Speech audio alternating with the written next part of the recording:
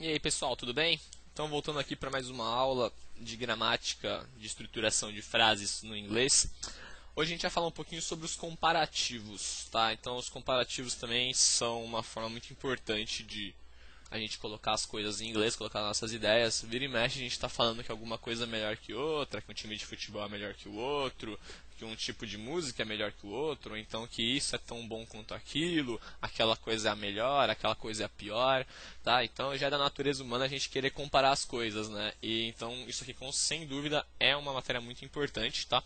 Na verdade a gente vai abordar de forma bem rápida, não tem muito segredo, são 3 tipos de comparativos que nós vamos ver hoje. Então, começando pelo comparativo de igualdade, ok? Comparativo de igualdade, então, tirando do termo gramatical que é muito bonito, né? Ele quer dizer que uma coisa é tão boa quanto outra, então as duas têm o mesmo nível de qualidade nesse caso. Então, se uma coisa é tão bonita quanto outra, quer dizer que as duas são bonitas no mesmo nível. Então, de 0 a 10, se a primeira coisa tem uma nota 9, a outra também tem uma nota 9. Ok? Então, esse é o comparativo de igualdade. O comparativo de igualdade, ele trabalha com uma expressão, na verdade, com 2 auxiliares aí que são muito importantes, que é o as, beleza? Esse as, um espacinho as, é o segredo do comparativo de igualdade. Por quê? Por exemplo, a gente vai ter uma frase, então, comparando duas pessoas, né? Esse primeiro exemplo. He is as happy as her. Ele é tão feliz quanto ela.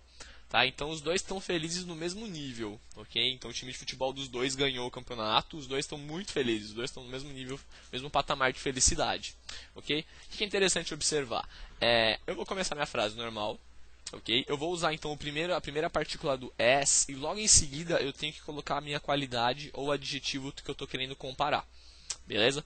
Colocado essa qualidade, eu coloco outro as, então eu vou enquadrar a qualidade, eu vou enquadrar o adjetivo com esses dois as, ok? E o final eu vou terminar com o pronome oblíquo, ok? Que é o her, o him, o us, o them, o me, o you, o it, ok?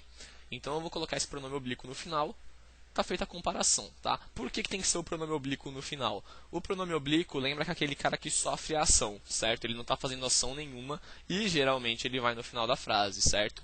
Como aqui esse her não está fazendo nenhuma ação, ela está lá quieta, feliz, não está fazendo nenhuma ação, então ela vem no final da frase porque ela está sofrendo essa ação e por ser um pronome oblíquo e geralmente estar no final da frase, ela vai no final da frase também, tá? Então são 2 fatores aí que reforçam a ideia do pronome oblíquo. Okay? Outros exemplos, she is as sad as him, ela está tão triste quanto ele, então os dois estão no mesmo nível de tristeza, ok? E they are as nice as us, eles são tão legais quanto nós, ok? Então nós todos estamos no mesmo nível aí de simpatia, ok? Esse é o comparativo de igualdade. Se eu for fazer uma pergunta, se eu for fazer uma negação, tudo isso é trabalhado na primeira coluna aqui do nosso exemplo, tá? He isn't as happy as her. Is he as happy as her? Beleza? Então você vai ver que assim, todas as estruturas que a gente já viu antes, elas se encaixam na primeira coluna, ok? O resto, você segue esse padrão aqui, combinado? Falando um pouco de comparativo de superioridade, ok? Quando uma coisa é melhor que a outra, tá? Então a gente escuta bastante, todo dia praticamente a gente acaba vendo comparações aí no nosso dia a dia, né? Então, o que acontece? Existem duas formas de você fazer esse comparativo, tá?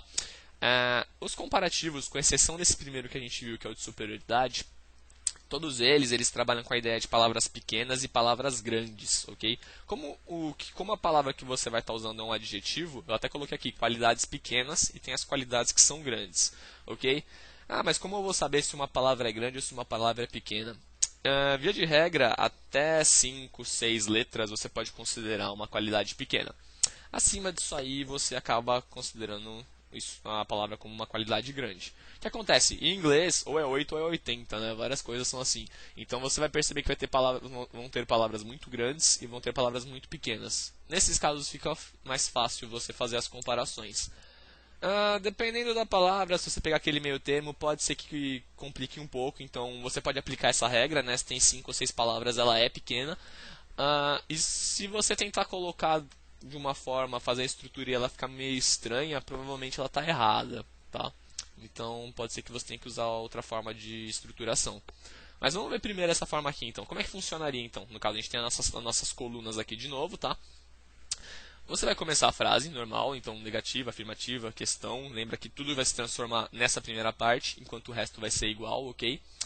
Quando eu for comparar alguma coisa, então, o que eu vou ter que colocar? Eu vou colocar minha qualidade e ela vai terminar com ER, beleza? Peguei 3 qualidades e coloquei aqui no cantinho para servir de exemplo. Tem o tall, que é alto, short, que é baixo, e o fast, que é rápido, beleza?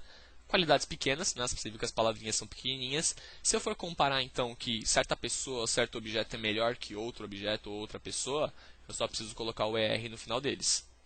Beleza? Depois dessa parte, você é obrigado a colocar esse than, tá?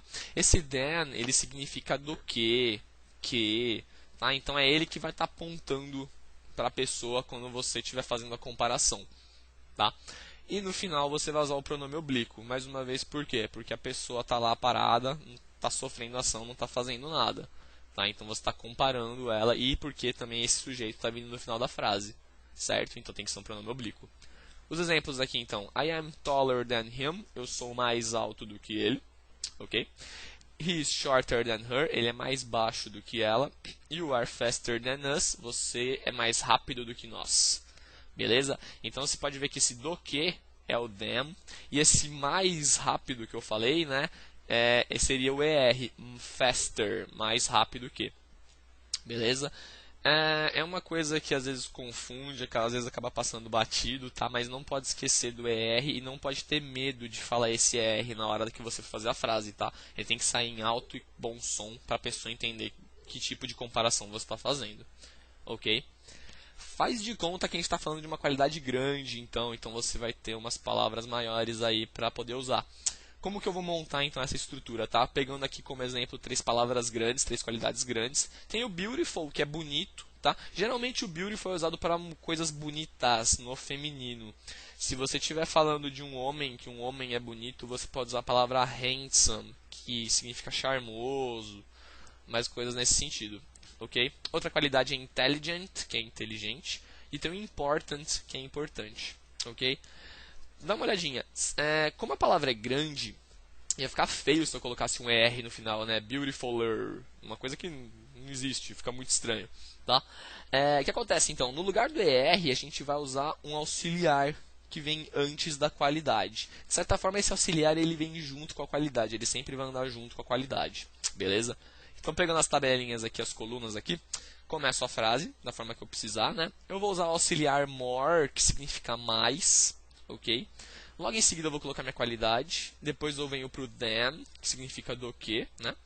E eu vou usar o meu pronome oblíquo para encerrar a frase, da forma que já foi explicada antes. Ok? Pegando os exemplos aqui então. I am more beautiful than them. Eu sou mais bonito do que eles. She is more intelligent than us. Ela é mais inteligente que nós. We are more important than you. Nós somos mais importantes do que você. Lembrando que o than começa com TH, tá? Então presta atenção na pronúncia do TH, coloca a língua no dente para falar. Than, ok? E sempre lembrando também que o more, né, o caso mais, vai vir encaixado junto com a minha qualidade, tá? De certa forma, esse tipo de comparativo, a tradução dele já é mais ao pé da letra, então já é mais difícil a pessoa errar, é mais difícil o aluno acabar se confundindo aqui, tá? O que a gente tem que tomar cuidado é para não usar o more com uma qualidade pequena depois, fica muito estranho se você colocar uma qualidade pequenininha e um more antes, tá? Então, tomar cuidado com a questão mais das qualidades pequenas do que com as qualidades grandes, ok? Qualidade grande já é mais ao pé da letra, já fica um pouco mais fácil para você montar, ok?